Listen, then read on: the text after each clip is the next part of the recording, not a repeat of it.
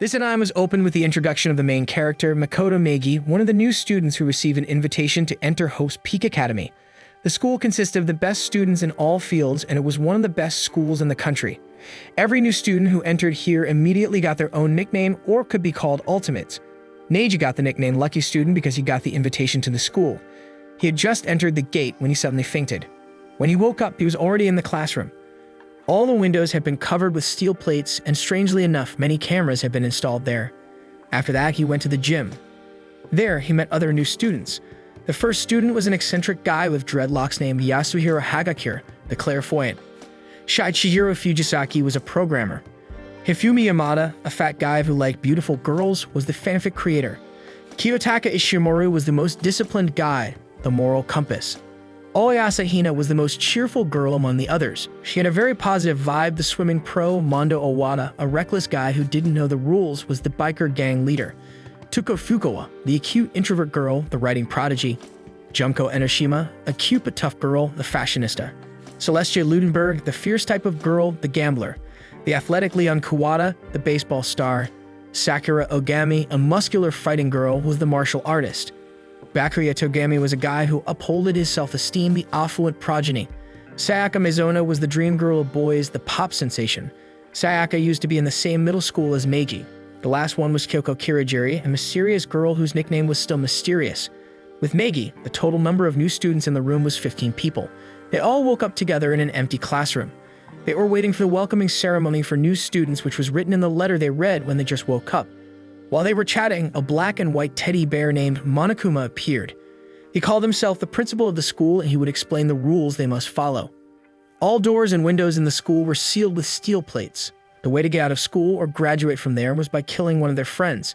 Every time there was a murder, a class trial would be held. But on one condition, while they were having a class trial, they must not be discovered if they had killed someone. The trial aimed to reveal who the real killer was. Later, a vote would be held. If the answer was correct, the murderer would receive punishment. But if the answers from the voting were wrong, then the real killer could leave the school. Meanwhile, other students would receive punishment. Owada, who didn't believe the bear's words, instead thought it was a joke. He intended to destroy Monokuma, but before he could do that, the doll exploded. However, shortly after Monokuma exploded, the doll appeared again. That means no one could destroy the doll. Meanwhile, others still didn't believe in Monokuma. They tried to find a way out of the room. Floor 1 was the only open floor, while the other floors were still locked. Monokuma explained that the floors would open every time they succeeded in guessing the murderer in the class trial.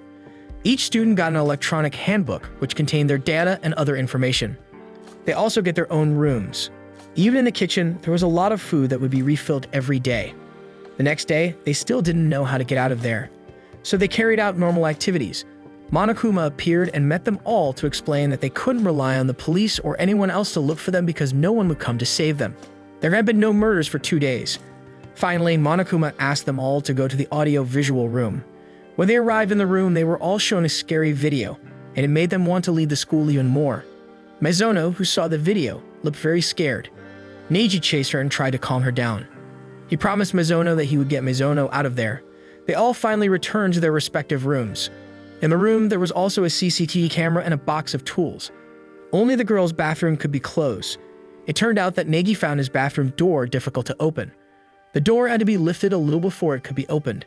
Suddenly, Mizono came to Negi's room and asked to change rooms. She felt afraid because someone was banging on her bedroom door. Therefore, tonight, Negi asked to exchange rooms with Negi. Neji agreed. He warned Mizono not to open the door carelessly, even to himself. The next day, they all gathered in the cafeteria while eating and meeting. They waited until midday, but Mizono didn't come. Neji, who was worried, finally came to Mizono's room. It turned out that the door to the room was not locked and the situation inside was very messy. Neji saw incision marks everywhere. Neji opened the bathroom door and saw Mizono lifeless, covered in blood on the floor. He saw a knife stuck in her stomach. Neji fainted, and when he woke up, he was in the gym. Neji thought it was all a dream. Not long after, Monokuma appeared and said that the perpetrator was among the students there. Junko was angry and did not accept Monokuma's words. She stepped on Monokuma's body. Not long after, she died because she was shot with many arrows as punishment. Junko immediately died. Those were the consequences if someone didn't follow Monokuma's rules. Monokuma gave them time to reveal who Mizono's killer was. They started negotiating to find Mizono's killer. Of course, the first person to be suspected was Meiji because it happened in Neigi's bathroom. Meiji had explained at length that they had swapped rooms the day before, but no one else believed it. Mizono's time of death was estimated to be around 1:30 a.m. The cause of death was a stab wound to the stomach. Apart from that, there were wounds on Mizono's palms. Meanwhile, on the wall, there was a message written by Mizono using her blood. The writing read 11,037. A decorative sword that was in Neigi's room was also lying on the floor and broken. They then went to the trash room. There, they saw the remains of a burnt sleeve and also a fragment of a crystal ball. It turned out that Neigi and Mizono's room markers had also been swapped. While investigating the audio-visual room, Neigi found the CD in the trash can near Mizono's desk. Neigi then put on the CD. He saw Mizono idol group dancing and ended up disbanding for some reason. Mizono would know that reason if she managed to leave that school. The first murder trial began. They all got on the elevator and headed to the courtroom. There were 13 students left. Kirigiri asked why there were 16 sitting in the courtroom. Meanwhile, there were a total of 15 new students. However, Monokuma explained that there was no special reason for that seat. Then the debate began to find Mizono's killer. Because the perpetrator's weapon was a kitchen knife, that meant the killer must have gone into the kitchen. Asahina said that it wasn't possible that Neigi was the culprit. She and Ogami had been in the kitchen all night. They knew who the people who had entered the kitchen were. Asahina said that the only person who went to the kitchen that night was Mizono. That meant the victim herself was the one who took the knife in the kitchen. So the murderer might have attacked Mizono with a knife she brought herself. What cleared Neigi of blame was the broken bathroom door handle. Neigi shouldn't have to break the bathroom door because he already knew how to open it, which was by lifting it slightly.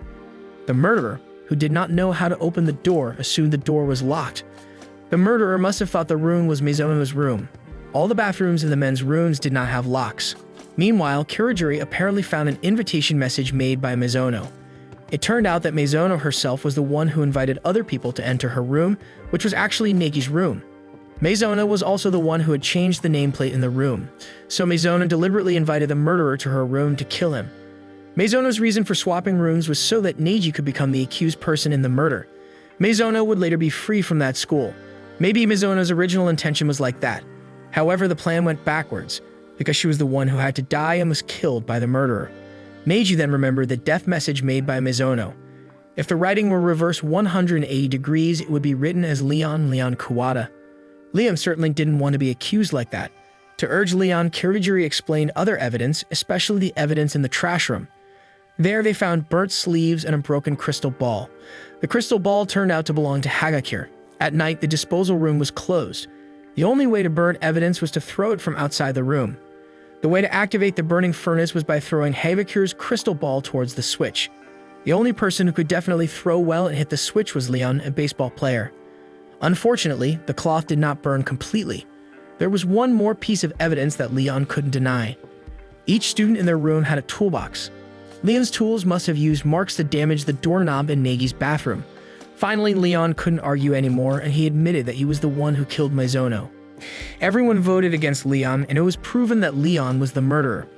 Even though at that time he was defending himself, he still received punishment by being shot at with baseball balls using a machine until he finally died. The remaining 12 people were still alive. The next day, the room on the second floor opened. It contained a swimming pool, changing rooms for female and male students, and a gym. However, to be able to enter the changing room, they had to use their own pocketbook and had to be gender appropriate. On the second floor, there was also a library. There, Neigi found a broken laptop and a letter saying that the school had been closed. However, Monokuma or whoever was behind all this used this school to lock them all up. The library became Togami's favorite room. Secretly, Fukawa always paid attention to Togami. She seemed crazy about him. However, Togami, with his sharp mouth, said that Fukawa's presence only disturbed the view. That evening, when Neigi went to the cafeteria, he was asked by Owada and Ishimaru to be a judge. They both planned to compete in an endurance competition in the sauna room. Neigi, who was tired of waiting for the two of them, decided to go to his room first. The next day, the two of them, who didn't seem to get along, instead became close friends. Suddenly, Monokuma asked them all to gather in the gym. Monokuma gave a letter to each student. The letter contained things that were embarrassing for every student. Monokuma would announce all those embarrassing things the next day if there were still no murders by tomorrow. Meiji opened his letter, and it said that Neigi had wet the bed when he was in 5th grade. However, on the other hand, Asahina didn't think someone would kill another person just because of something trivial like that. The next day, they found Fujizaki dead and crucified. In the pocketbook, there was information that the time of death was around 2 a.m. Fujisaki was found dead in the women's locker room on the second floor. The cause of death was a blunt object blow to the head. The weapon was a barbell. She was hung using a terminal cable from the library. Fujisaki's pocketbook turned out to be missing. A death message was also written next to Fujisaki's corpse, which read bloodbath fever. Togami just realized that the circumstances of Fujisaki's death were similar to those of the victims of genocider Seo, a serial killer who had recently been disturbing the city. Togami then took Negi to the library. It turned out there was information about genocider Seo, who after every kill would write a bloodbath fever using the victim's blood. It was also written there that it was possible that genocider Seo had a split personality and the victim was always male. Suddenly, Asahina came and said that there was something strange with Fukawa. She locked herself in her room and would only open the door if Togami came. When Togami was in front of her room, Fukawa just said that she couldn't keep her promise, but he asked them not to worry because she wouldn't let genocider Seo run around. Finally, the second trial began and 11 people still survived. Togami immediately stated that the murderer was definitely genocider Seo because the murder this time was similar to that of genocider Seo's victims. He said that genocider Seo was Tuko Fukawa, an introvert who didn't even dare to look at blood. Inside her was the personality of genocider Seo. It wasn't long before the personality emerged. However, she denied that she was not the murderer. She was always killed using scissors, while Fujikase's death was caused by a barbell blow. Meiji, on the other hand, suspected Togami because he had police files at his house. So he must have already known information about genocider Seo so he could imitate how to kill him. Moreover, the cable used to crucify Fujisaki came from the library, Togami's favorite place. Neji just realized that the place of the murder was not in the women's changing room, but in the men's changing room. The carpet in the women's dressing room should have traces of protein coffee that Ogami accidentally dropped. However, at the scene of the incident, the coffee residue was not on the carpet. That meant the perpetrator killed Fujisaki in the men's changing room. Then the posters and carpet were replaced with the carpet in the women's changing room. So if they could check, there would be coffee spills on the men's changing room carpet. They were confused about how Fujisaki could enter the men's changing room because it was clear that Monokuma had given the rule that the students were prohibited from entering the opposite sex's changing room. A pocketbook was required to enter there. It turned out after tracing it that Fujisaki was a man, but he deliberately dressed up like a woman. Everyone looked shocked except Kirigiri. She already knew beforehand because she examined Fujisaki's body. Fujisaki was able to enter the women's changing room because he used another dead person's pocketbook that was kept in the hall. It turned out that Leon's pocketbook had been damaged, and the murderer was using a woman's pocketbook. This proved that the murderer was a man. Celestia said that she saw Fujisaki before his death. She said that Fujisaki was carrying a bag containing sports clothes. This was where the murderer made a mistake. Owada suddenly knew that Fujisaki had taken a blue sports shirt, even though no one in the room said what color the sports clothes Fujisaki was carrying. Everyone was shocked, and Owada fell silent. It turned out the murderer was Mondo Owada. The chronology was that Fujisaki took a blue sports shirt from the warehouse. He then ran into Celestia. Later, Fujisaki went to the men's locker room and met Owada. Actually, at that time, Fujisaki wanted to ask Owada for helps so that he could become a stronger and truer man. The contents of the letter from Fujisaki stated that he was actually a man. Fujisaki said something that offended Owada, and Owada chose to kill him. Owada had an older brother who was a motorcycle gang boss. On the night of the motorcycle gang's boss change, an incident occurred. Owada, his brother, and the other members were touring. Owada instead drove recklessly and was almost hit by a truck. His brother had to make a sacrifice to save Owada. Owada felt jealous of Fujisaki because he actually wanted to make peace with his past. Meanwhile, Owada was still trapped by his guilt. That was the simple reason why he killed Fujisaki. Owada was given punishment by being tied to a motorbike and taken around in a cage. Owada finally died. Owada's best friend, Ishimaru, cried loudly because of Owada's death. The third floor was opened. There was an art room, physics lab, and recreation room. When they were gathered in the cafeteria, Ishimaru still seemed shocked by Owada's death. Monokuma asked them to go to the gym. Monokuma offered a promise of 10 billion yen for anyone who could graduate from the school. The next night, Asahina wanted to look for snacks in the kitchen and accidentally passed by the bathhouse. She peeked and accidentally saw something. Because she panicked, Asahina immediately ran and called the others. She said she saw Fujisaki's ghost. When they got there, they only found a damaged laptop that they had previously found. It turned out that there was no CCTV in the bathhouse, so it was safe if someone wanted to hide something there. It turned out that Fujisaki had repaired the laptop before he died. In the laptop, an AI called Alter Ego was planted, which aimed to help them all. Ishimaru, who saw this, apologized to Fujizaki for his death and his inability to stop Owada from killing Fujizaki. Alter Ego responded by giving Owada's face, saying that Ishimaru shouldn't have cried with feelings of guilt. A man's status was determined by the burden he had borne. Owada asked Ishimaru to get up and stop crying. Hearing this, Ishimaru became enthusiastic again to live life. Kirijiri then asked this AI to process the data on the laptop. It turned out that inside the laptop there was a photo of Owada, Fujisaki, and Leon joking with each other. Because they all felt like they didn't know each other, they suspected that the photo was just an edit. The next day, Yamada was caught chatting and inviting AI Fujisaki to play. He felt that Alter Ego could understand him compared to women in the real world who could only hurt him. Meanwhile, Ishimaru also wanted to claim the laptop so he could chat with Owada. Kirijiri, who saw this, finally forbade them from approaching the laptop. She ordered Alter Ego to scream if the two people approached him. The next night, they all gathered at the bathhouse again. Hagakure was told to call Meigi in his room. So that Monokuma wouldn't know that they were all gathered at the bathhouse, Hagakure gave Neigi a piece of paper containing a message. It turns out that Alter Ego is lost, and no one knows who took it. The next day, they gathered in the cafeteria, but only 4 people came: Neiji, Asahina, Kirijiri, and Ogami. So the 4 of them decided to look for the others, because they felt something was wrong. Neiji and Ogami found Celestia in the recreation room on the 3rd floor. She fainted because she was hit by Justice Hammer number 1. She said that the perpetrator was very agile. She also said that Yamada was kidnapped by that person and taken to the 2nd floor. Coincidentally, Kirijiri was there.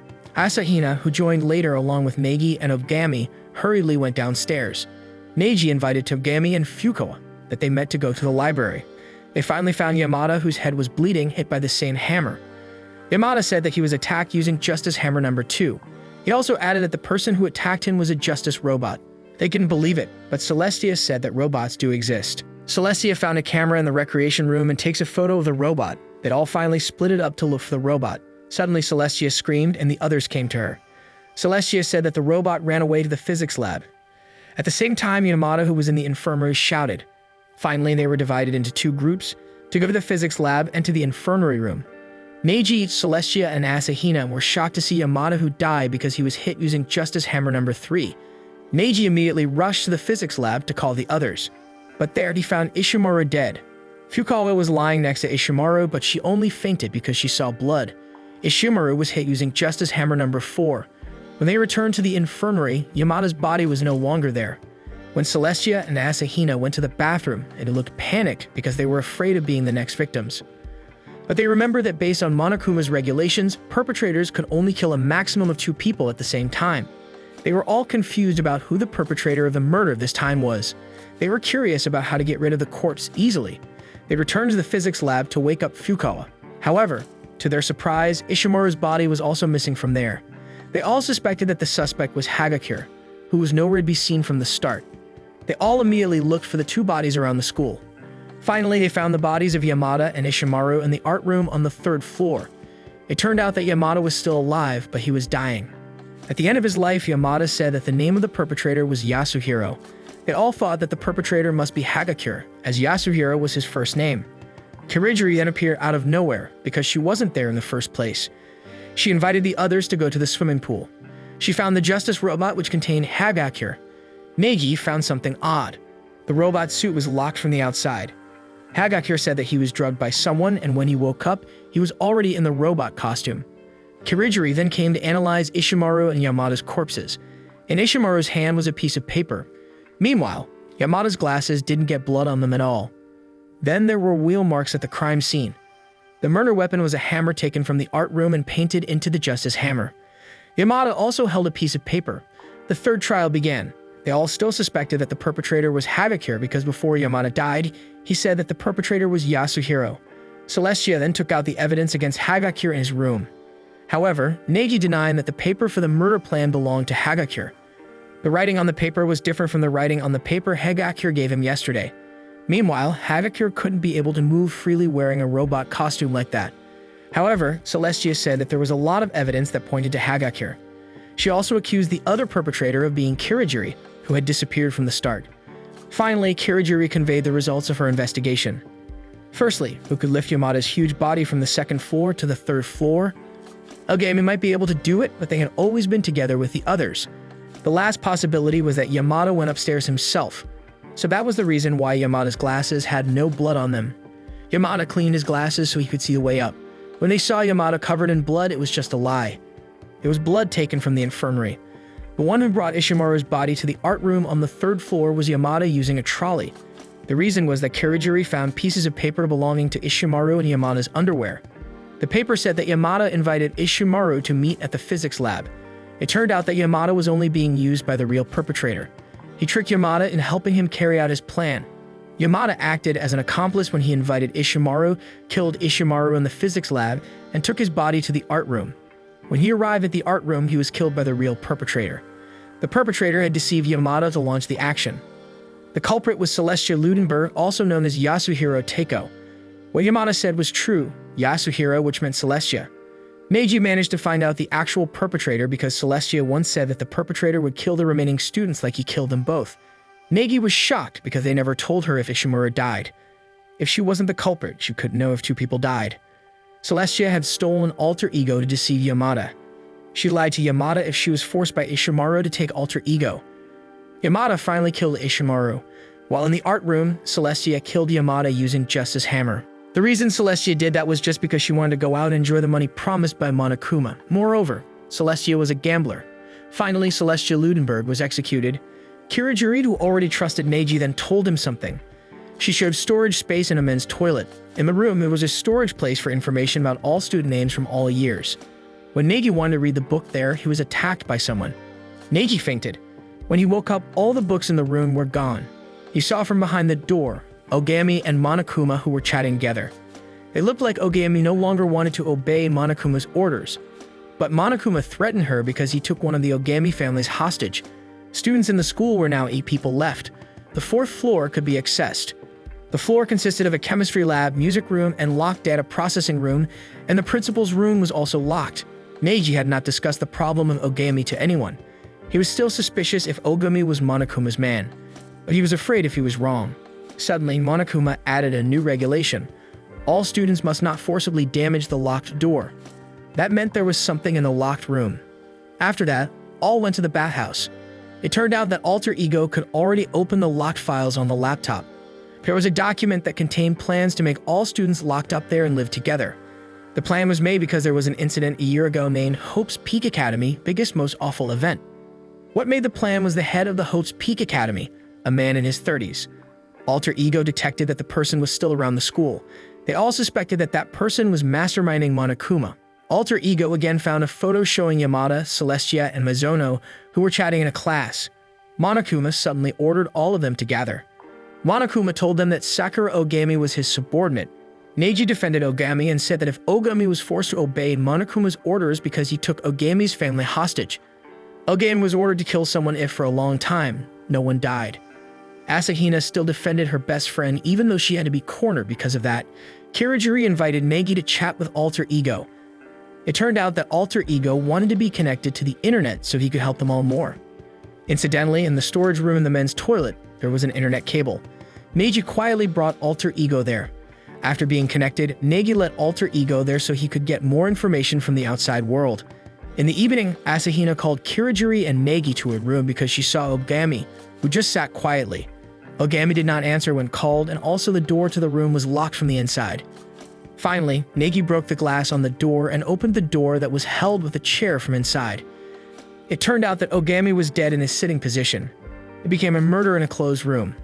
Asahina was surprised and immediately called the others. When all had gathered, Asahina immediately accused Fukawa, Hagakure, and Togami were killing Ogami. The 3 of them were the last people to meet Ogami. There were 6 students left who were still alive. There was a wound on Ogami's head. Her mouth was bleeding, and there were traces of yellow powder on her shoes. 2 bottles of Monokuma were broken, and in front of the magazine rack, there were bloodstains. There was a magazine upside down, and there was a bottle of protein shake lying on the floor. In the chemistry lab, there was a spill of yellow powder, and there were footprints on it. The 4th trial began. Several people were called by Ogami. The first was Togami. He got a letter to the recreation room, but he refused to come. Fukawa felt scared because she came first, so decided to hide in the locker. From inside the locker, she saw Havakura come to the recreation room and kill Ogami. He hit Ogami on the head with a Monokuma bottle. It turned out that at that time, Ogami was not dead because she only received one blow to the head. Fukawa, who saw a lot of blood, fainted. Ogami, who saw Fukawa faint, intended to take her to the infirmary. But instead, her genocider Seo personality emerged. Because she was shocked, she hit Ogami's head again with a bottle. Asahina then behaved strangely by continuing to ask for votes, even though the perpetrator itself was not clear. However, it turned out that it wasn't the two of them who killed Ogami because Ogami died in a sitting position, not in front of a magazine rack. There was no way she would die on the floor and then move to a chair to sit down. Togami also issued his theory. He found a poison bottle from the chemistry lab. In the chemistry lab, there were 3 shelves, namely the nutrition, reagent, and poison shelves. Strangely, the poison bottle appeared on the nutrition shelf. Togami immediately drank the poison bottle in front of the others.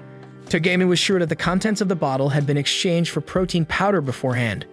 This was known because there was a broken nutrition bottle at the crime scene. Suddenly, Asahina cried and admitted that she was the one who had exchanged the contents of the bottle. She was also the one who gave the bottle to Ogami. She also said that the footprints in the chemistry lab were hers. But Neji felt something was odd. When Neji asked why the room was locked from the inside, Asahina couldn't answer. It turned out the truth of this case was not as Togami said. What was at the crime scene was a poison bottle. Asahina came and swapped the poison bottle for a protein shake bottle. The one who took the poison was Ogami herself. It could be seen from the yellow powder on Ogami's shoes. In conclusion, Ogami committed suicide. After she was beaten by Hagakure and Fukawa, Asahina came. But Ogami asked her to bring a protein bottle from the chemistry lab. Ogami deliberately did that so that no one could stop her.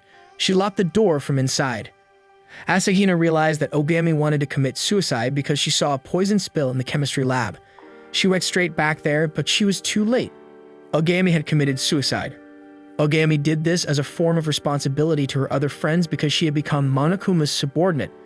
The reason Asahina lied was so that they could all be punished for guessing the voting wrong. She showed the will that Ogami made for her. But it was a fake will written by Monokuma, and he had Ogami's real letter.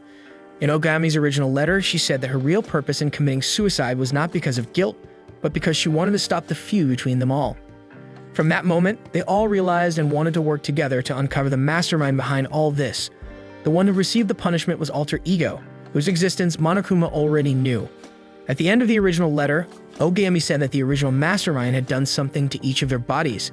The 5th floor was now open. There was a garden that had giant flowers, 5 chickens, and a tool storage shed. On the 5th floor, there was a classroom that was destroyed and filled with blood. They were curious and wondered who Kirigiri really was. But Kirigiri said that she didn't remember.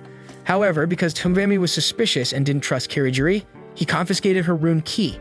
On the 5th floor, Fukawa found a knife. They decided to give it to Negi so he could keep it. It didn't take long for Monokuma to get angry and tell them to get together. He had lost something he called a treasure. Monokuma suspected that it was stolen by one of them. Kirigiri then invited Negi to chat at the bathhouse. Kirigiri admitted that she had stolen Monokuma's treasure, namely a key that could open all the rooms in the school. She took the key to the principal's office, which she managed to open right before Ogami committed suicide. Kirigiri wanted to go in there again. Therefore, she asked for help from Negi to distract Monokuma. In the principal's room, Kirigiri could get information about Ikusaba Mukuro. She suspected that Ikusaba was the mastermind behind all this. Neji then tried to distract Monokuma. Meanwhile, Kirigiri secretly entered the principal's room using the key. That night, when Neji was sleeping, he suddenly woke up because a masked person came into his room and wanted to kill him. When he closed his eyes, Kirigiri appeared and helped Negi. The next morning, Negi saw that all the knives in the drawer were all gone. When Negi went to the gym, he saw the others gathered there, fiddling with Monokuma dolls. It turned out to be a broken Monokuma doll. Togami was the first to find it just a few hours ago. When it was successfully opened, there was a bomb inside. Luckily, Togami had turned off the bomb. Then they went to the principal's office. Because it was locked, Togami told Fukawa to take an axe in the garden. However, it wasn't long before Fukawa returned and transformed into genocider Seo. She found a body in the garden and didn't know whose body it was. The corpse was wearing a white dress and mask. They initially thought it was Kirigiri. Genocider Seo, without thinking, immediately ran towards the corpse and removed her mask. Unexpectedly, the body exploded, making the corpse's face unrecognizable. They were even more confused about whose corpse it was. Neji immediately remembered Kirigiri's words that it might be the 16th student at that school. It also answered why there were 16 standing places in the courtroom. From the corpse, they got the key to the data processing room. Once open, the room contained many CCTV screens that monitored every corner of the school. Suddenly, Monokuma appeared and said that they were all being broadcast live. Since the beginning, they were at that school. So their life, while there was broadcasted as a kind of reality show. They were confused about what actually happened. Because a body was found, Monokuma prepared them all for trial. It wasn't long before Kirigiri appeared, and they were all in the elevator heading to the courtroom. Meiji was sure that the corpse was the 16th student, Akusaba Mukuro. During the trial, Togami immediately accused Kirigiri of being the perpetrator. Kirigiri had no alibi from the night before the incident until the body was found. According to Togami, the blood on the corpse was not her blood, but blood from chickens in the garden. It turned out there was one less chicken there. Kirigiri continued to deny that she wasn't the culprit. Neji knew that Kirigiri could enter any room, but Negi still believed in Kirigiri. Neji felt that this trial was strange, so he asked Monokuma something. He was confused as to why the identity of the corpse was not stated clearly in their pocketbook. Everything felt like it was being covered up. Meiji was shocked when Kirigiri accused him of being the perpetrator of the murder. Kirigiri said Negi was the person who had put the key to the locker containing the murder weapon in Kirigiri's room. Kirigiri said that she couldn't go into her own room. In fact, she could have entered her room because she had keys to all the rooms. Voting began. Everyone there voted for Negi. Even though he wasn't the perpetrator, he was still punished. It turned out that before he could die, he was saved by Alter Ego, who suddenly appeared and had hijacked Monokuma's system. Neji's body fell without having to be hit by the iron. Neji rested there until he waited for a miracle to come. The next day, Kirigiri was also there. She apologized to Negi because she had actually planned everything to reveal the real mastermind. They both went upstairs. Kirigiri apparently already remembered her nickname, a detective. It turned out that the real principal of Hope's Peak Academy was her own father, Jin Kirigiri.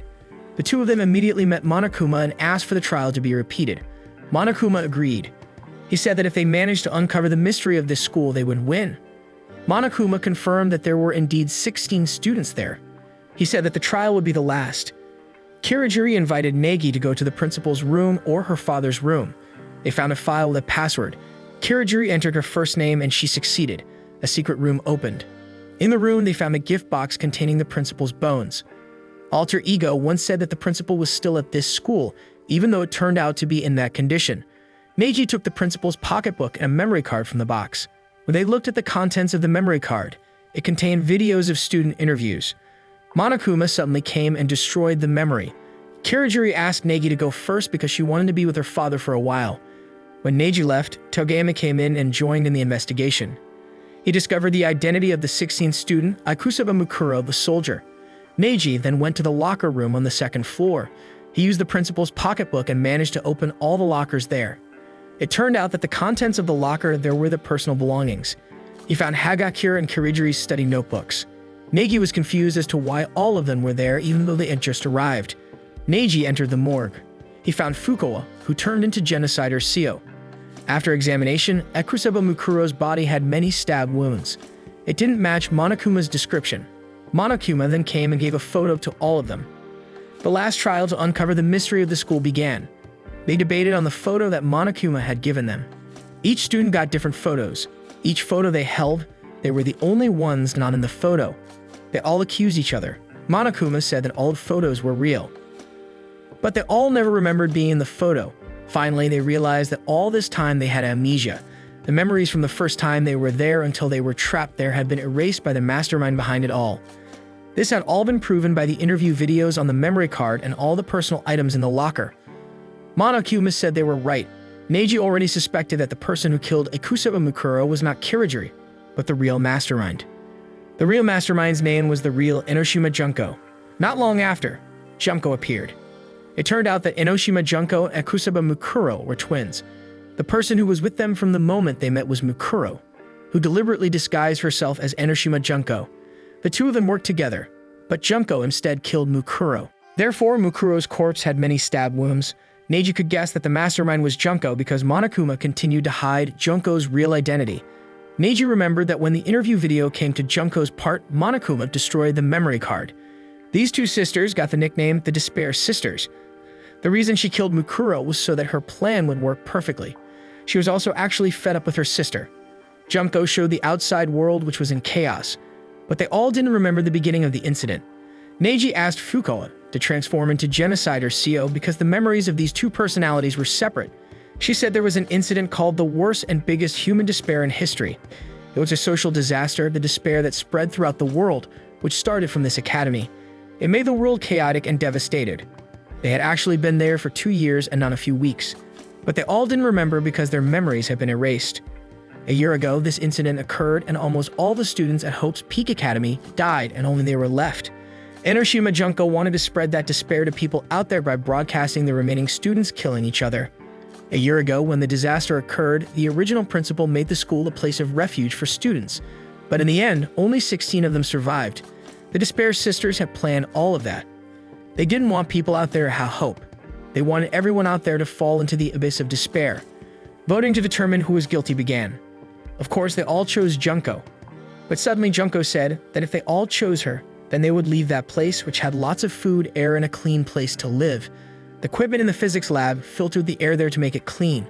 If they chose someone else, then they could live there safely and comfortably without having to experience harsh life in the outside world. They all hesitated.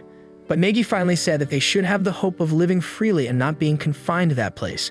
When they heard Negi's words, they all immediately became enthusiastic and believed that they still had hope. The 6 of them wanted to get out of that place, so they chose Junko. Based on that vote, Junko executed herself. The punishment was a combination of all the punishments that had occurred before. They finally got a master key that could get them all out of that cursed school. Danganronpa 3 would be divided into several parts, namely the Despair arc, which told the story of the first moment of despair, the Future arc, which occurred several years after the departure of Makoto Meigi and his friends, and the Hope arc, which would be the conclusion of all Danganronpa stories. This story began from the Future arc. In Season 1, the Class 78th Hope's Peak Academy students were forced to kill each other. The mastermind behind all these incidents was Enoshima Junko. They finally succeeded in defeating Junko and leaving the school. After they managed to get out, they joined an organization, the Future Foundation. This organization aimed to combat the remnants of despair. It could also be interpreted as a war against people who were influenced by the ideology brought by Enoshima Junko. Future Foundation members were alumni of Hope's Peak Academy. They would hold a trial at their headquarters. All the branch heads of the Future Foundation gathered. Their agenda was to discuss the betrayal committed by Makoto Meigi. He was accused of betrayal because he had saved the remnants of despair. These leaders were Kazuo Tengen, former director of Hope's Peak Academy. He also served as chairman of the Future Foundation. Great Gozu was a man wearing a bold mask who was the Branch Office 12 director. He was a former student of Hope's Peak Academy and the wrestler. Kizakura Koichi was the Branch Office 3 director. He was responsible for scouting of members and branch heads and distribution of personnel. Geko Vihara Miea, a girl who sat in a wheelchair, was the Branch Office 7 director. She was a former student of Hope's Peak Academy, the therapist. Kimura Siko, the girl who always wore a mask, was the Branch Office 4 director. She was a former student of Hope's Peak Academy, the pharmacist. Sakakura Juzo, who was the Branch Office 6 director, as well as a former student of Hope's Peak Academy, the boxer. Bande Gesaku, the Branch Office 11 director, was a former student of Hope's Peak Academy, the farmer. Ando Raruka, the Branch Office 8 director, a former student of Hope's Peak Academy, the confectioner. Ezeoi Sanosuke, who was the Branch Office 9 director, a former student of Hope's Peak Academy, the blacksmith. Yukazo Chiza was the Branch Office 5 director, a former student of Hope's Peak Academy and the housekeeper. She was also a former teacher. Munikata Kyosuke also came. He was the vice chairman of the Future Foundation, as well as a former student of Hope's Peak Academy and the student council president. Discussions at this meeting began. They discussed Negi's reasons for saving desperate people. They were all former students of Hope's Peak Academy's Class 77th. They had all fallen into Enoshima Junko's ideology of despair. They then spread that understanding throughout the world. Not long after, Neji Makoto, a member of Branch Office 14, entered along with Aoi Asahina, a member of Branch Office 13, and Kyoko Kirigiri, Branch Office 14 director. Kyosuke immediately asked Negi to be handcuffed immediately. Sakakura handcuffed Negi and punched him in the stomach, injuring Neji. The meeting was postponed. Neji was then taken to another room to be treated by Yukazome. Yukazome asked Negi why he saved her students. Neji explained that he didn't know what the reason was. But he believed that before falling into the abyss of despair, they were once people who had hope. Kirigiri, who had just come out of the toilet, met Midori Ryota, Branch Office 10 director, a former Hope's Peak Academy student, the animator who arrived late. Suddenly, they felt an earthquake. Asahina, who was in the toilet, accidentally discovered the bodies of several security officers. Hagakure Yasuhiro, who was a member of Branch Office 10, was also there, but he was asked to wait outside.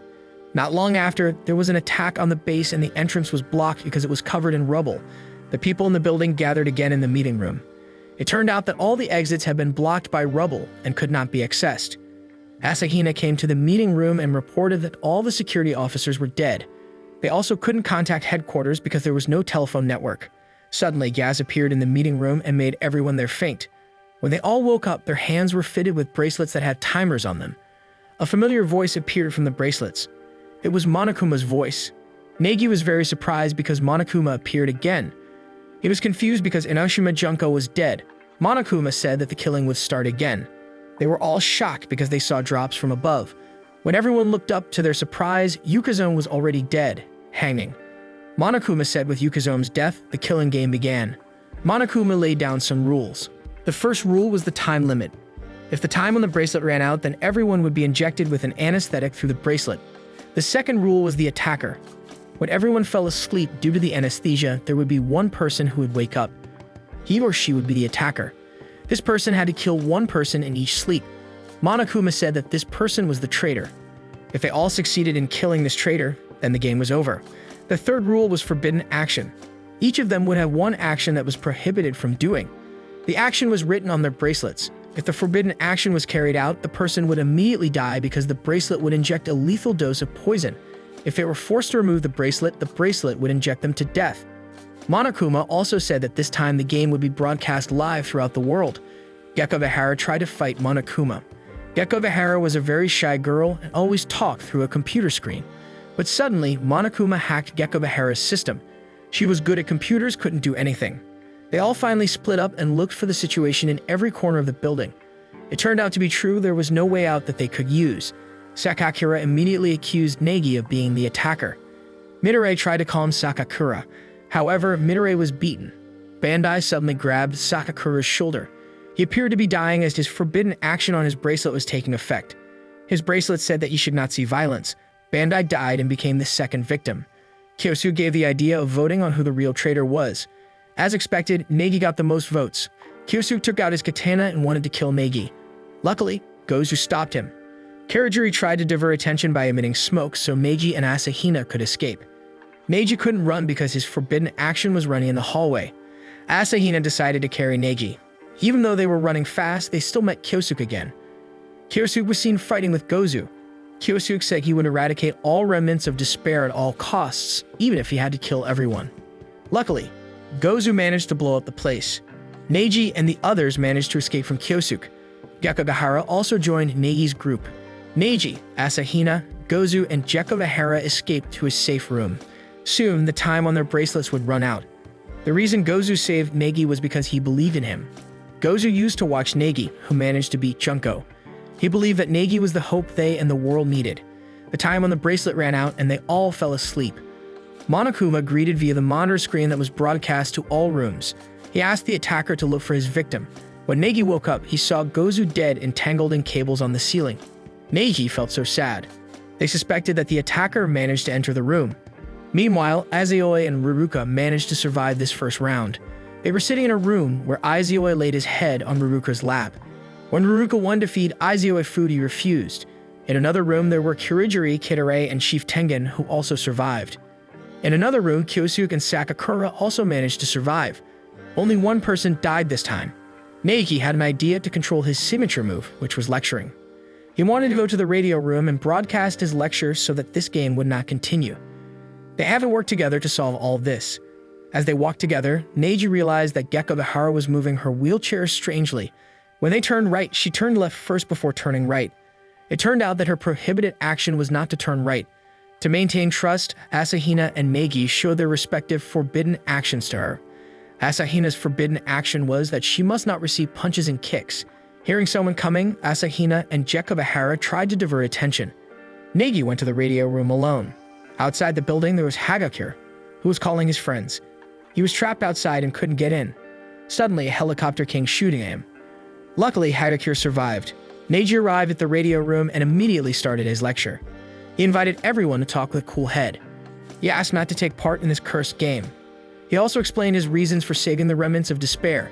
He carried out a rehabilitation program for them called the New World Program, where their memories would be reset before they met Enoshima Junko. So that everyone would be sure that he was serious, he told them about his forbidden action. Kyosuke, who heard this, immediately went to Negi to the radio room. Sakakura said that he would take care of Negi's friends. On the other hand, Ruruka and Aizioi met Siko. It seemed that the three of them were having a bit of an argument. Siko, the pharmacist who hated Ruruka and Aizioi, immediately took out a medicine she made that could increase her physique many times over. The three of them were chasing each other. Elsewhere, Sakakura met Kirijiri's group, Chief Tengen and Kidare. Chief Tengen, even though he was old, was able to face Sakakura. He took out a crossbow from under his clothes. Even though Sakakura was a former boxer, for some reason he didn't put his fists out this time. Chief Tengen managed to defeat Sakakura. Chief Tengen tied up Sakakura to the wall. Asahina and Jekavahara met Kirijiri's group. Suddenly, there was an announcement from the speaker saying that Kyosuke had succeeded in capturing Negi. He said he would immediately kill Negi. Kirijiri believed it was just a decoy. However, Chief Tengen, Asahina, and Jekavahara volunteered to go to the radio room to negotiate. Kyosuke told Negi that he actually knew that the attacker was not Negi. Negi was just bait. He wanted to lure the real attacker to come there. Even if Negi was killed now, the attacker could stop the game at any time, and the mastermind behind all this would never be revealed. Suddenly, Chief Tengen and his group arrived. There was a duel between Chief Tengen and Kyosuke. Asahina and Jekavahara immediately took Negi away from there. Kirijiri, who was a former detective together with Midare, went to the meeting room to investigate something. There they met Kizakura. Meanwhile, Sakakura managed to untie his hands. He saw Neji and the others running away. He decided to chase them. On the other hand, Ruruka and Aizioi were still being chased by Siko. Behind the door, Siko told her rampage was because Ruruka and Aizioi caused her to be expelled from Kibugamin College. However, Ruruka and Aizioi answered that they were also expelled due to Siko's actions. In the middle of the fight, Chief Tengen blocked Kyosuke's katana attack using his bare hands. He had serious injuries to his hands. However, because Kyosuke's sword got stuck, Chief Tengen threw himself down so that Kyosuke would also fall with him. Meanwhile, Jekavahara realized that someone was following them. She wanted to stop Sakakura by using combat mode. However, because Jekavahara took a long time to pronounce her signature move, Sakakura beat Jekavahara until she fell from her wheelchair. It was only discovered that Jekavahara was just a robot controlled by someone from outside. Meanwhile, a green-haired girl was confused as to why her robot couldn't move. Reluctantly, she had to reboot the system. Meanwhile, Chief Tengen fell right on the iron towering up from the ruins of the building. He was dying. Kyosuke instead fell to a safe place and he was fine. The story went back to the Despair arc several years ago, which told the origin of all of this tragedy. Told at Hope's Peak Academy 2 months after the acceptance of the class 77th, a new teacher entered the academy. Her name was Yukizome Chiza. The principal made Yukizome Sensei the deputy homeroom teacher of Class 1B. The principal of the school was Kirijiri's father, Jin Kirijiri. The homeroom teacher of Class 1B was Kizakura Koichi. He also doubled as a talent scout. That day, there were only a few people in class. Hope's Peak Academy was a unique school that brought together children who were experts in their respective fields. They were given special treatment, such as the freedom to determine when they wanted to enter or not. As long as they were at school, their talents must always be honed. When they took the practical exam, they all had to pass. Each student in 1B class 77th was introduced. Kuzuri Fuyuhiko, the Yakuza gangster, Sayonji Hyoko, the dancer, Kozumi Mahiru, the photographer, Sonia Nevermind, the princess, and Sumiki Maiken, the nurse. Yukizome Sensei wanted all the children to attend today, so she invited all the students there to forcefully pick up their other friends. First of all, they picked up Nidai Nekamaru, the team manager.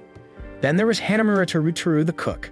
After that, there was Owaria Kane, the gymnast, and Sota Kazuichi, the mechanic. There was also Tanaka Gundam, the breeder, Miyota Ibuki, the musician, Pekoyama Piko, the swordswoman, and Najiro Kameda, the lucky student. Apart from that, there was Midare Ryota, the animator. Lastly, there was Chiaki Nanami, the gamer. Chiaki made a new friend, a male student named Hinata Hajime, who didn't have a nickname because he came from Kibugamin College's reserve major.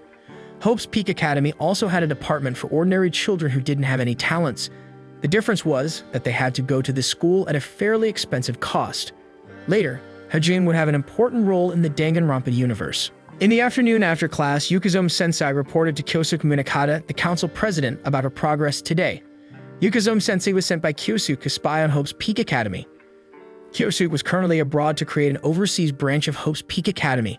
Later, he would become chairman of the Future Foundation like in the Future arc at the beginning of this anime. This overseas branch was the setting for the murders at the Future Foundation in the Future arc. 2 weeks after the introduction of the Class 77th, Yukazomi Sensei wanted to elect a class president. She was confused about who was suitable to lead these talented children. When she went to class, she saw 2 of her students fighting, which were Naidai and Akane. Chiaki then left the classroom because she didn't want to get involved in anything. She said to herself that no one wanted to be friends with her. However, Yukazomi Sensei encouraged her that even from games, Chiaki could definitely make friends. During break time, Yukazomi Sensei gave another report to Kyosuke. She said that there were allegations that funds from the reserve department, Kipugami College, were used for something by school officials. To find more information, Yukazomi Sensei came to Hajime, who happened to be lying on a park bench. Hajime considered himself inferior because he entered the reserve major. Yukazomi Sensei encouraged him not to be discouraged. Not long after that, Yukazomi Sensei left. A few moments later, Kazuo Tengen, the former principal, arrived. He talked about a project with Hajime. He said that if the project was not in line with Hajime's heart, then it would be best to just reject it. This project would be explained later in this anime. Hajime looked pensive and found it hard to refuse. His parents couldn't afford to pay his school fees anymore, which were getting more and more expensive. However, if Hajime took part in this project, then he wouldn't have to pay school fees anymore. Yukazomi Sensei returned to class and saw all the students getting along and playing games. Chiaki, who helped them all. That way, Chiaki made friends through the game, just like Yukazomi Sensei told her. It brought the whole students in class became closer. The next day, because Yukazomi Sensei saw Chiaki's ability to unite the whole class, she was appointed as class president of 1B Class 77th. All the students there agreed. Returning to the Future arc, Ruruka, Azioi, and Siko were still involved in a chase. It was shown that when Siko was little, she had no friends because she was considered strange by the other children. They saw that Siko often carried strange medicine and always wore a mask. On her way to school, Siko saw a dying dog. She gave the dog her homemade medicine. The dog was able to recover. Aizioi and Ruruka saw what Siko did to the dog. They were amazed by Siko's abilities. The 3 of them eventually became friends. Every day, they always played together. Ruruka always offered sweets to Siko, but Siko refused all the time because she couldn't eat sugar. In exchange, Siko would do anything for Ruruka. But over time, Ruruka ended up taking advantage of Siko's kindness. She asked for a lot of medicine, such as cold medicine, memory-enhancing medicine, and even stamina-increasing medicine. As time went on, Ruruka got worse. It turned out that Ruruka did this because she was hurt because Siko never wanted to eat the sweets she made. In the present Future arc, Ruruka almost got caught by Siko. Ruruka accidentally turned on the light. Automatically, Siko's shadow was clearly visible. She was hanging on the edge of the glass. When Ruruka accidentally steps on Siko's shadow on the floor, Siko avoided it. Finally, Ruruka and Aizioi used Siko's forbidden actions so that her shadow could not be stepped on by others. Meanwhile, Chief Tengen and Kyosuke were seen chatting. From that chat, Kyosuke became convinced that Chief Tengen was the real attacker. However, Chief Tengen denied it and revealed the real identity of the attacker. Kyosuke looked very surprised to hear that name. So that Kyosuke would believe him, Chief Tengen showed his forbidden actions, which was not answering questions with lies. Seeing this, Kyosuke immediately slashed Chief Tengen's body. Chief Tengen also pierced Kyosuke's right eye with his weapon. In the end, the duel was won by Kyosuke.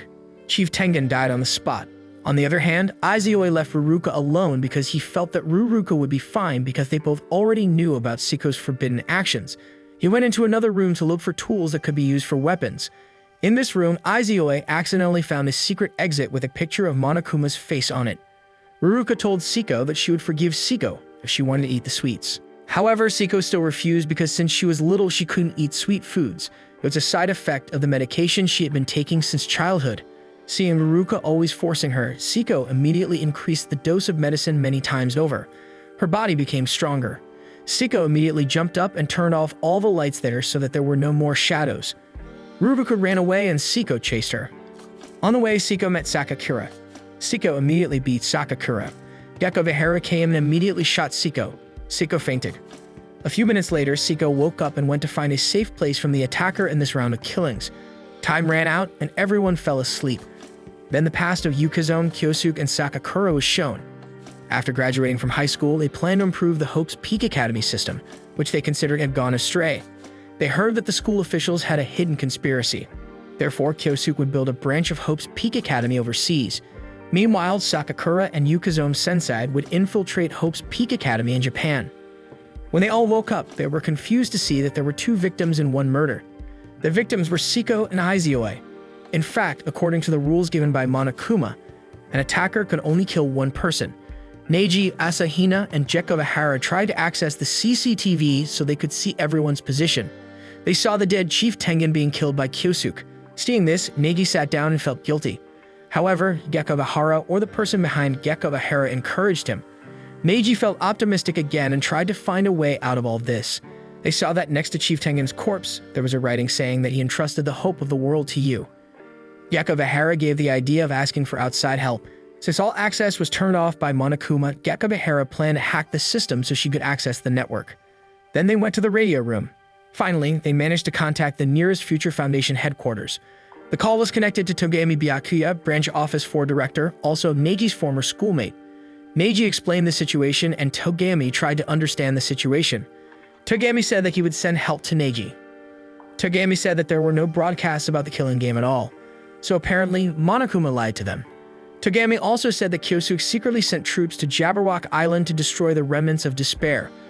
On that island, Neji rescued all his seniors from Class 77th to take part in the New World program. The call was turned off. Togami deliberately didn't tell them that the Gekobahara they were with was fake. The real Gekobahara died a few days ago. Togami was afraid that Neji would be harmed by the fake Gekobahara. Togami immediately ordered Neji's younger sisters, Neji Komaru and Tuko Fukawa, to take part. Fukawa was actually not allowed to join the Future Foundation because she had a split personality with a murderer, genocider Seo. So the 2 of them were given the task of catching the mastermind behind it all.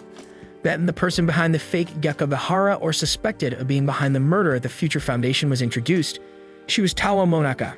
Tawa Monaka was a former classmate of Meigi's younger sister. Monaka was the person who made Monokuma dolls, including the Monokuma used by Inoshima Junko in Season 1.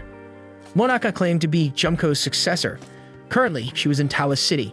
Coincidentally, Fukawa and Komaru were in that city too. There were also several other children. They are Damon Masaru, Atsuji Kotoko, and Kimura Jutaro. All of them are former classmates of Monaka and Komaru at Hope's Peak Elementary School. Komaru and Fukawa were seen coming to the Monaka headquarters building. Even though many Monokuma troops blocked them, they managed to defeat them all. They entered the building and were greeted by Monaka. Monaka took out lots of gun and robots to beat Komaru and Fukawa, but before the fight could start, Monaka suddenly gave up. Monaka said she was bored because no matter what, the Hope would win. They then came to Monaka, who was in a van. Monaka explained that she was not the mastermind. She had nothing to do with the Future Foundation's killing game. She just wanted to observe Neji closely. However, she indeed killed the real Gekobahara.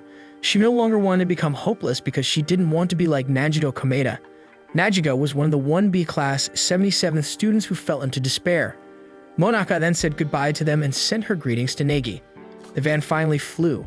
Monaka said she wanted to isolate herself. Komaru then told Neji that the Gekobahara he had with him was a fake. Komaru said before Monaka flew off, she said that Neji's classmates would die because of Neji's mistake. Back in the Despair arc, Kajin was seen looking for information about his school. He was considering the offer the school gave him. He really wanted to enter the majors, but he had no talent at all. He was given 1 week to make the decision the school gave him. Because Hajime kept looking towards the main building, his classmate noticed and asked why Hajime kept looking in the same direction. This girl's name was Natsumi Kuzuryu. Natsumi was Fujiko's younger sister, a student from Class 77B, the Yakuza gangster. Natsumi just started school and didn't make any friends because of her snooty appearance. Natsumi said that she would do anything to get into the majors. She intended to get rid of one of the girls in the main department who was in the same class as her older brother. One of the female students named Seto suddenly came and got angry at Natsumi because she heard that Natsumi was going to bother her friend who was in the main department. It turned out that what Seto meant was Koizumi, the photographer. 3 of them used to come from the same middle school and even the same photography club. However, because Koizumi had better talent than Natsumi and Seto, she was the one who entered the main department. Elsewhere, Fuyuhiko was chatting with Pikoyama. Previously, Pikoyama was Fuyuhiko's subordinate, when Pikoyama was a contract killer. The 2 of them were talking about Natsumi, who was in the reserve department. In the park, Chiaki and Hajime were playing games together during break time. Hajime was still thinking about the offer from school yesterday. Because Hajime lost a game to Chiaki, he became pessimistic about himself having no talent. However, Chiaki said that life was not all about talent. Talent would not guarantee that life would be enjoyable. Hearing that, Hajime felt better. He said even though he had no talent, there was still hope. Hajime then returned to his class. At the end of the hall, he saw Sato and Natsume arguing. Sato was annoyed because Natsume was still calling Koizumi names. When Sato was about to hit Natsume, Hajime stopped Sato. Before Natsume left, she said that she would kill Sato. Hajime then met Natsume. Natsume cried because she really wanted to enter the majors together with Fuyuhiko. She didn't want to be far from him and she wanted to stay by his side. The next day in Hajime's class, there were many police and police lines. It turned out that Natsume was murdered. Fuyuhiko saw her sister's corpse and he was mad. Hajime, who was sitting pensive in the garden, accidentally saw Sato together with Koizumi. Koizumi asked Sato to tell the truth about this murder case. Sato said she wasn't the one who killed Natsume and Koizumi believed her. When Koizumi left, Hajime came to Sato. Hajime asked her about the actual incident, but Sato became hysterical and screamed and then just walked away. The next day, Sato disappeared and did not come to school again. A week later, Sato was found dead. Because Hajime felt something was wrong, he then went to the main department building, but he was stopped by Sakakura. Sakakura was the head of security at the school. Hajime kept asking Sakakura. However, Sakakura answered that the children in the reserve department were not important. If they died, then no one would care. Sakakura then beat Hajime because he kept fighting. Luckily, Yukizome-sensei arrived and stopped Sakakura. Hajime immediately left. Sakakura reminded Yukizome not to forget their main goal of infiltrating the school. Hajime then met Chiaki at the park. When Chiaki wanted to invite Hajime to play, he refused and said he was on business. But actually, Hajime had made up his mind after he heard Sakakura's words earlier that people who had no talent were not important. He finally accepted the offer from the school. He was willing to be a guinea pig, that was, to be the first person with artificial talent. A few days later, the main department would hold a practical exam. In the main department, there was no written exam, but they were required to pass the practical exam if they did not want to be expelled from the school. After class, Najito came to Yukizome-sensei's room. He asked that the practical exams in class be postponed because some children were not ready. However, Yukizome-sensei could not grant Najito's request. Because it could not be postponed, Najito would use his own method. During break time, Chiaki always went to the park to play games with Hajime. But since that day, Hajime was never seen again. Najito then asked Hirutaru for information about someone good at making medicine. He told them that the person's name was Kimura Siko, their own senior. Najito then asked for a laxative to be made to Siko. Najito reasoned that recently he had difficulty defecating. Siko made it for him and told him to take the medicine in the storage room. She said the medicine was in the corner, top right row. At the same time, Ruruka and Izoi arrived. Ruruka asked to make stamina-enhancing medicine. Siko actually had a drug similar to that. However, the drug had not been tested further. Ruruka was impatient and wanted to ask for the medicine directly. Siko felt annoyed because Ruruka only came when she needed her. Finally, Siko told Ruruka to get the medicine herself from the storage room. Nagio, who was in the storage room, actually found two drugs labeled Reanimator and Reactivator. He was confused about which medicine he wanted, but because he believed in his luck, he took the green medicine that said Reanimator. Najito then met Izoi and Ruruka. Najito said that he only took orders for medicine. After that, Najito left them. Ruruka managed to get the medicine she wanted and she and Izoi left. It turned out that the plan prepared by Najito was very extreme. He wanted to thwart the practical exam by planting a bomb at his school. The day of the practical exam arrived. Siko, who was in a hurry, accidentally bumped into Nagito. When they wanted to leave, they didn't realize that their bags had been swapped. The practical exam began. The one who started first was Ruruka. Because she was skilled at making sweets, she made special sweets for the judges. Ruruka said that after eating the sweets, they would definitely gain stamina many times over. After the first bite, the judges seemed to like it. Their faces looked bright and happy. But a few seconds later, the judges immediately felt sick. It turned out that the medicine she was using was switched with Najito's medicine, which was a laxative. Moreover, Ruruka used one bottle of the medicine. Seeing this, Siko tried to treat the judges, but when she opened her bag, she found a bomb trigger. People who saw this immediately panicked. Ruruka, who felt that Siko was trapping her, immediately became angry with Siko. Ruruka accused Siko of deliberately making her fail. Ruruka said in anger that Siko was just a tool for her and not her friend. Hearing this, Siko scolded her back and an argument broke out. Najito then came and brought drinks for the examiners. He still didn't realize that the medicine had been mixed up. He planned to make them all constipated so that the exam would be postponed. However, if his plan didn't work, he would threaten to use a bomb. When he reached the door, a dog nudged his leg. The drink spilled and the dog drank it. The dog instead became a giant and immediately charged into the exam building. Because everyone was panicking when they saw the giant dog, the bomb trigger was accidentally pressed, and the school building exploded. Fortunately, there were no casualties in the explosion this time. Yukazume-sensei came and saw Najigo in front of the destroyed building. Najigo was then interrogated by Yukazume-sensei. Najigo said that talent was everything. Therefore, he didn't want his friends to fail this exam. So that his friends' preparations could be completed, he wanted to postpone the exam. Najigo didn't care about himself, who he considered trash and only relied on luck. However, Yukazume-sensei emphasized that Najido was not trash. Finally, the principal took firm action by expelling Izoi, Ruruka, and Siko. Nagido, who was suspected of being the mastermind behind all this, was also suspended. Class 1B 77th homeroom teacher was not allowed to teach yet. Meanwhile, Yukazume-sensei would be moved to the reserve department. Yukazume-sensei then went to class to say goodbye. She told all of her students that Najido was innocent. He actually really cared about his friends. Therefore, he was willing to make sacrifices to do all this even though the method was wrong. Meanwhile, in the future arc, Hagakure, who was outside the building, ran fast from being shot by a helicopter controlled by Monokuma. Luckily, he survived because Togami came to save him. Inside the building, Nagi, who saw the fake Gekogahara, entered combat mode and asked Asahina to go out of the room. On the way, they met Kyosuke.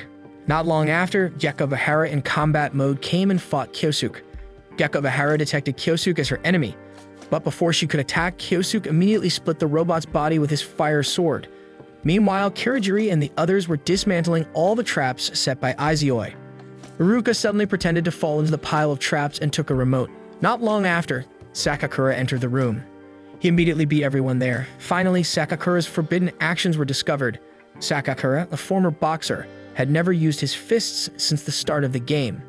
It turned out that his forbidden act was fighting with bare hands. Kizakura succeeded in luring Sakakura, so he fell into the trap set by Izoi. Seeing Kirigiri walking to the middle of the room, Ruruka immediately pressed the remote she had taken earlier.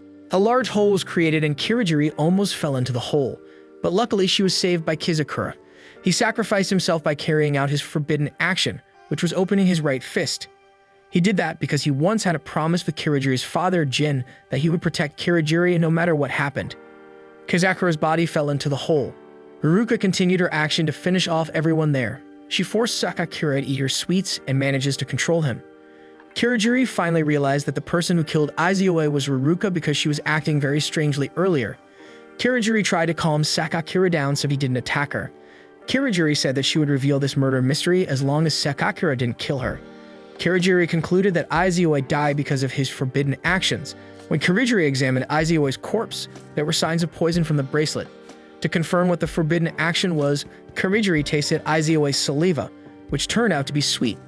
It meant Ruruka forced Izoi to eat her sweets. Therefore, Izoi's action was to prohibit him from eating anything. Kirigiri said that Ruruka's motive for killing Izoi was because of the secret door in that room. Kirigiri guessed Ruruka's forbidden action, which was letting someone out of the game arena. Returning to a few hours earlier, when Izoi found the secret door, he told Ruruka that he knew about her forbidden actions. To protect Ruruka, he set many traps in the room so that no one managed to escape from there. However, because Ruruka was afraid of being betrayed by Izoi, she killed Izoi by kissing him. That was when Ruruka gave sweets mouth to mouth. Izoi, who really liked Ruruka, could only accept being killed by his own girlfriend. Kirigiri and Midorei then left the room. Sakakura was still trying to open the secret door. Meanwhile, Ruruka persuaded him not to come out of there. Outside the building, Togami, Hagakure, and the others blew up the rubble blocking the building's entrance. Togami's troops immediately entered the building. However, there was one person who was careless by touching a woman who we thought had fainted. It turned out the woman was a robot. The explosives in the building were activated. The foundation of the building collapsed and sank to the bottom. Meanwhile, Sakakura opened the secret door. But to his surprise, when he looked out, they were under the sea. The reason Kirigiri didn't come out was because she had realized that it was a fake exit. She knew from the start that they were in another building. So from the start of the game, they were all moved to the lower building, which was made similar to the upper building. When the building above collapsed, the place where she was now sank even further until finally they could see the sea. Kirigiri suspected that the mastermind behind all this was Kyosuke because he was the one who built this building. Kirigiri then met Neji. Neji was still thinking about Komura's words, saying that one of his friends died because of him. Kirigiri encouraged Neji because whatever happened, Neji must not give up. After Sakakura couldn't get out of the fake exit, he met Kyosuke. But suddenly Kyosuke attacked Sakakura. The time in this round ran out, and those who were still alive fell asleep. In this round, Ruruka died. Negi was happy because his group could still survive. However, when they saw that Kirijiri didn't wake up, they realized that Kirijiri also died in this round. When they saw Kirijiri's forbidden actions, they were all shocked. Kirijiri's forbidden action was to let Neji live until the 4th round. Negi was shocked and he cried because Kirijiri died because of him. Kyosuke said to the speaker that the hope that Negi had was just empty talk. He challenged Negi to a meeting. Kyosuke managed to find out about everyone's forbidden actions because he took the fake Gekko Bahara's cell phone. Time went back to the Despair arc in Midorei Ryota's childhood. He was always bullied by his friends since childhood, until he watched an anime that managed to change his life. Therefore, he studied hard to make good anime. To his success, he was recruited into Hope's Peak Academy. Meanwhile, Yukizomi Sensei taught in the reserve department for half a year and finally returned to the main department. She infiltrated the school because she wanted to find out what the funds from the reserve department were used for. She heard that the funds were used to fund this secret project. She asked Sakakura, a security chief, for help to steal the ID card of one of the Kibugumin College Foundation administrators. Sakakura agreed even though he knew the risk that if they were found out they would be immediately fired. Yukizomi also knew that Hajime, who was beaten by Sakakura at that time, was suddenly expelled for no reason. This made her even more suspicious of the school. Yukizomi Sensei returned to the main department and officially became the homeroom teacher for 1B Class 77th. Meanwhile, Kizakura focused on recruiting a new class, which was Negi's class in Season 1. Yukizomi Sensei entered the class and was greeted warmly by all the students. From here, it was known that the fat Ryota Midorei in Class 1B was the fake Midorei. The real Midorei was desperately making an anime. They had worked together from the start. The real Midorei wanted to stay focused on making good anime so that it could make other people happy. This made him forget to eat and not take care of his health. Then the scene moved to the airport, where the antagonist in the Danganronpa universe was shown, Enoshima Junko. She went to the airport to pick up her older sister, Akusaba Mukuro. They were both selected to enter the 78th class of Hope's Peak Academy. Junko, with the nickname Fashion Diva, and Akusaba, with the nickname Soldier, were the masterminds of the riots in Danganronpa. Meanwhile, Midorei kept forcing himself to stay up late until he finally collapsed. The fake Midorei immediately went to school to ask Maiken, who was a nurse, for help. Arriving home, Maiken asked Midorei to rest first. En route, Hajime was put in a capsule. His body would be implanted with all the talents of the students who had ever existed at Hope's Peak Academy. He would be the Hope. He would become super strong, but at the cost of having all his emotions and personality removed. After Hajime woke up, he had a new identity and personality named Ezuru Kamakura, after the name of the founder of Hope's Peak Academy. Meanwhile, Chiaki, who didn't know the truth, kept waiting for Hajime in front of the reserve department building for half a year. She still hoped to meet Hajime. The next day in Class 1B, all the students were busy moving because next week, they would all become seniors and move to another room. Meanwhile, Sakakura managed to steal the ID card of one of the school foundation administrators. Yukizomi would later use the card to infiltrate the school building. At that time, Sakakura noticed Yukizomi, who seemed to really love Kyosuke. Sakakura felt annoyed because he didn't have another chance. Class 1B 77th had officially occupied the new building. Meanwhile, Nagito was still suspended since the bombing case. That night, Yukizomi infiltrated the school. She wanted to find out about the secret project. Yukizomi then entered the room of one of the school officials. Through the contents of the computer, she finally found out about the Kamukura project given to Hajime. Yukizomi was shocked because experimental testing on humans was not permitted. Somewhere, Junko apparently succeeded in kidnapping one of the school's top officials. She finally got the information about the Kamukura project. After successfully getting the information, she and Mukuro went straight to school that night. To open the secret door, they gouged out the eyes of the security guards at that place. In that room was Hajime, now known as Kamukura. Junko intended to invite him to collaborate. However, Kamukura was completely uninterested. Junko tried to provoke him. She said that if Kamukura wanted to join her, then something fun would happen. Kamukura immediately beat Junko until she fainted. Before leaving, Kamukura said that he would wait for Junko because he wanted to know what Junko wanted to show him. The next day, Junko woke up from fainting. She was in the school hospital. When she came out, she ran into Ryota Midorei, who wanted to control the health at the hospital. Junko immediately said to Midorei that their meeting was destined. In the future arc, Negi was still saddened by Kirijiri's death. Kyosuke invited Negi to prove whose hope was the greatest. Neji finally went to meet Kyosuke.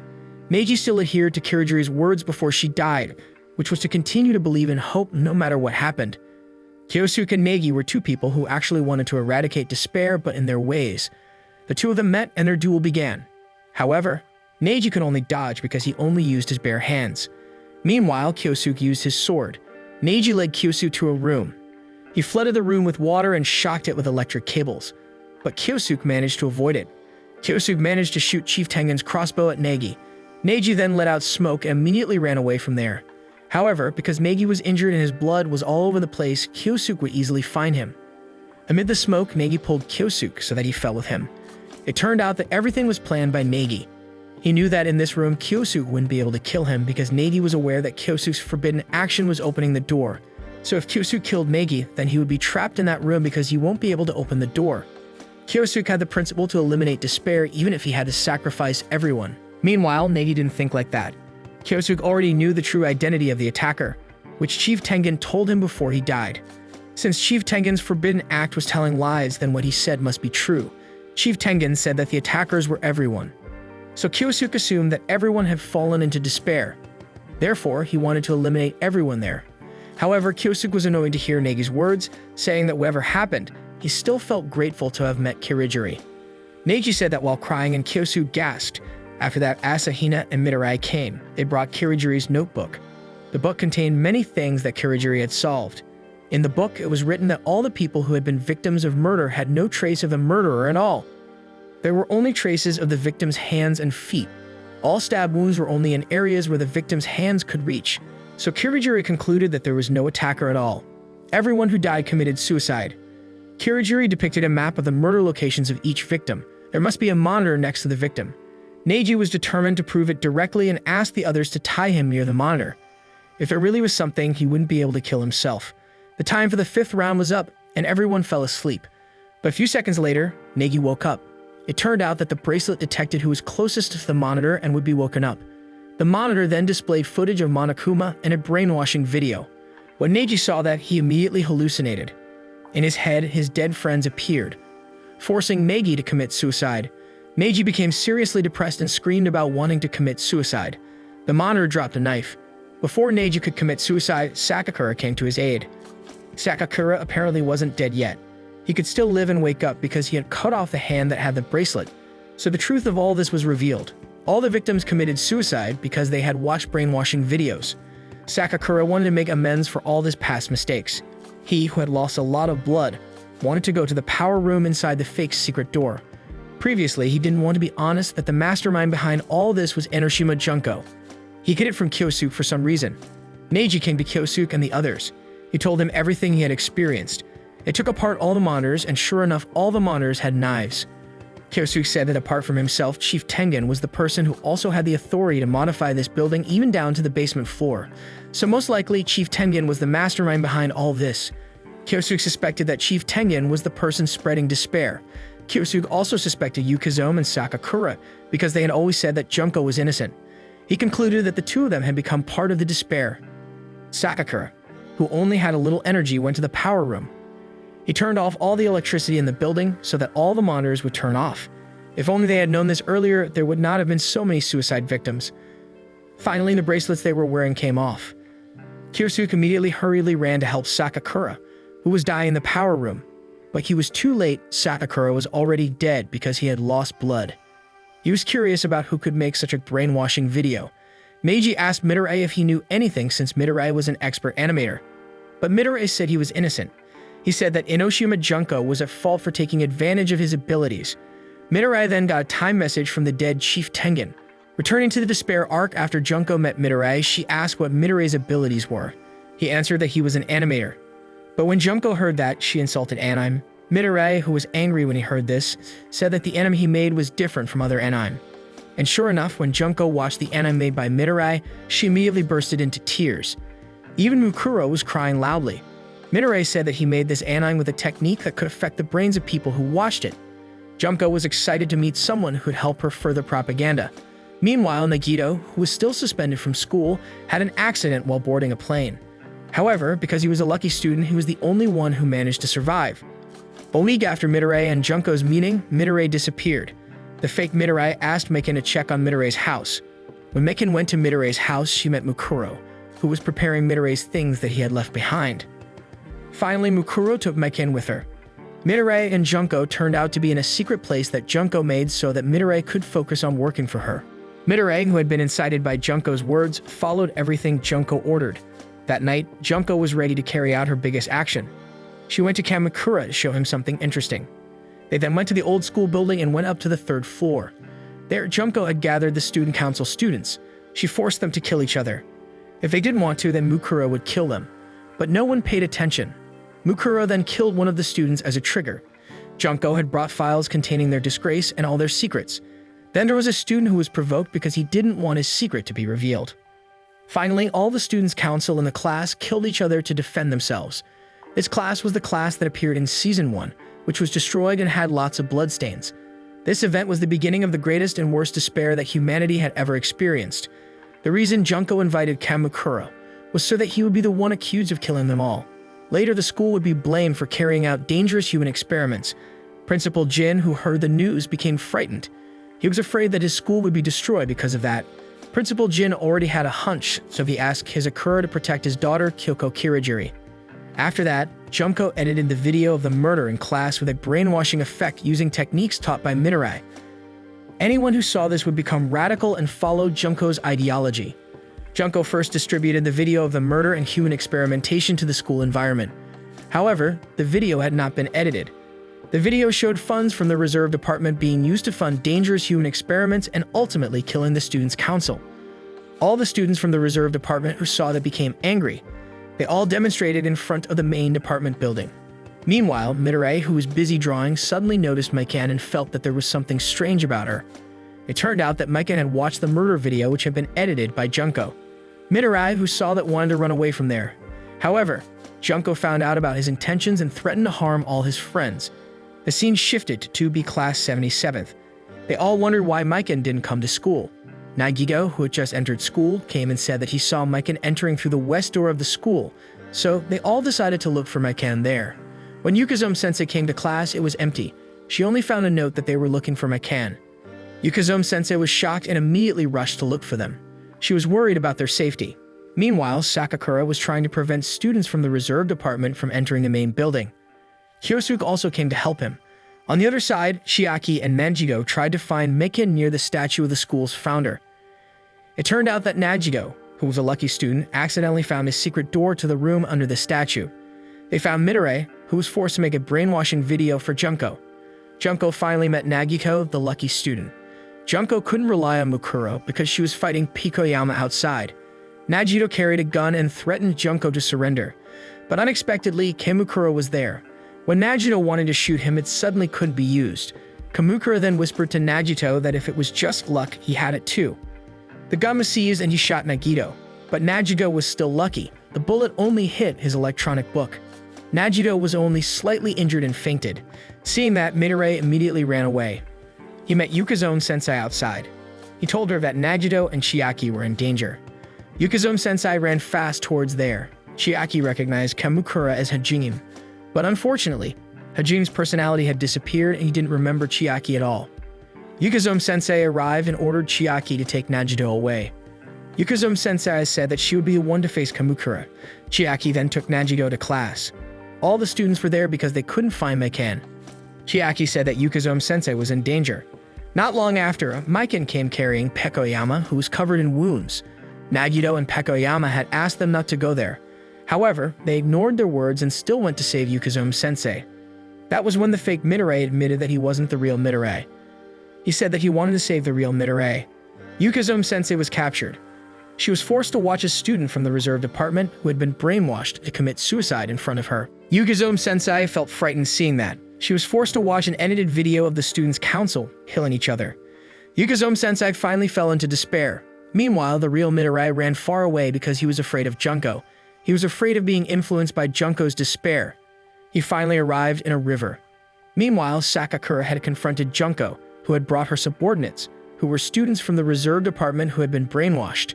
Sakakura was beaten and finally cornered. Junko then used a cunning method. She knew Sakakura's secret. It turned out that Sakakura secretly liked Kyosuke.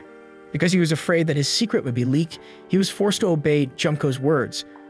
Junko forced Sakakura to keep his mouth shut about all this if he wanted his secret to be safe. Meanwhile, students from Class 2B ran in the rain to save Yukazome-sensei. But when it was time to arrive, Mikan pushed Chiaki into another room. When the others asked where Chiaki was, Mikan said that Chiaki was resting for a while in the back because she was tired. In that other room, Chiaki met Yukazome's sensei, who led her to another room. Chiaki didn't yet know that Yukazome's sensei had turned evil. Mikan then led the others to another room, which was the same room as the trial in Danganronpa 1. Yukazome's sensei pushed Chiaki into a maze. In the trial room, the other students were forced to watch Chiaki try to get out of the trap-filled maze. The video that was broadcast was also added with a brainwashing effect by Junko. In the end, they saw Chiaki dead, stabbed by many spears. They all eventually fell into despair. When she was dying, Chiaki met Kamukura. When he saw Chiaki die, Kamukura felt that Hajime's soul appeared a little inside of him. After he met with Junko, Sakakura met Kyosuke. He said that Junko was innocent, even though Kyosuke already had a lot of evidence that points to Junko. Yukazome's sensei also came and said that it was true that Junko was innocent. Even though Kyosuke's logic believed that Junko was guilty, he chose to believe in his friends. Then, Class 2B students were in class together with Yukazome's sensei. Even though they had all fallen into despair, none of them felt anything, even though they had seen Chiaki die tragically. Yukazome's sensei said that today was graduation day. Meanwhile, outside the building, the situation got worse. More and more students were being brainwashed and becoming more brutal. They burned everything and killed everyone they came across. Even students from Class 2A were also killed. The building eventually caught fire. The students from 2B Class 77th left and would spread despair throughout the world. In just a few days, there were already 3,000 casualties. Principal Jin still didn't know who was behind all this. Principal Jin had high hopes for Kirigiri, who had taken refuge in the old school building. Principal Jin decided to stay there to accompany the surviving students. Meanwhile, Kizakura and Chief Tengen left the school. They saw students who had been brainwashed committing suicide by jumping from the building because Junko told them to. All the students came from the reserved apartment. Meanwhile, students from Class 1B 78th occupied the old school building. They were students in Danganronpa Season 1 who were also Junko's classmates. Because they knew there was huge unrest out there, they locked themselves in class to be safe. It seemed like Junko already had an inkling that Nagi had greater luck than Nagido. In the remains of a building fire, Kyosuke saved Yukazome. He didn't realize that Yukazome had secretly turned into despair. In the future arc was shown several years after the worst tragedy. Yukazome joined an organization formed by Chief Tengen. She provided a file containing a video of the trigger for the most horrific tragedy of despair in human history, created by Midori. There was also another file created by Junko, which caused students from the reserved apartment to commit suicide. Chief Tengen still didn't know Yukazome's cunning intentions. He then watched the video, making Chief Tengen fall into despair. The scene changed to when Midori got a time message from the dead Chief Tengen. The message contained a video message from Chief Tengen admitting that he deliberately got people from the Future Foundation to kill each other. That was because he had also spread despair. Midori, who saw this, was very disappointed and felt devastated. He had caused the person he trusted most to go astray. Midori felt guilty and wanted to take responsibility. He was determined to stop this all. When Junko started her action, he ran away in fear like a coward. Now he wanted to make amends by spreading another brainwashing video, which he called Hope Video, a video that spread hope. When people who had fallen into despair see this video, they would wake up, but the consequence was that their emotions would all disappear. All feelings of anger, envy, sadness, and happiness would no longer exist in humanity. Asahina wanted to stop Midori. However, Midori hypnotized Asahina with another video. Midori could also use it to brainwash people. Since Asahina's bracelet was off, she could finally use her talent. Asahina's previous forbidden action was using her talent. Asahina was ordered by Midori to arrest Nagi. Midori then went to a room that could spread signals throughout the world. In the middle of his way to go there, he met a soldier who would save him. However, Midori hypnotized him and asked him to share this hypnotic video with the other army. The army was ordered by Midori to thwart anyone who would stop him. Kyosuke came and helped Nagi to escape from Asahina, who had been hypnotized. They finally worked together to stop Midori from changing humans to no longer have a sense of humanity. Midori went to the pavilion, a place that would spread the video of hope throughout the world. It took Midori half an hour to successfully distribute the video. Neji was almost caught by the brainwashed army who were guarding outside, but luckily he was saved by Hagakure and Togami, who brought their elite troops. They finally succeeded in defeating the army. They both believed that Neji could stop Midori. We finally came to the Hope arc, which was the completion of the Danganronpa universe. Meiji then followed Midori to stop him, escorted by Togami's elite troops. When they arrived at the pavilion, they had to face a brainwashed army. But unexpectedly, reinforcements came from the Class 77th, Nagido and his friends. They would help Meiji to stop Midori. All the 77th students brought out their respective talents to face the opposing team. Kamukura, who also came with a new appearance and had changed for the better, came to help.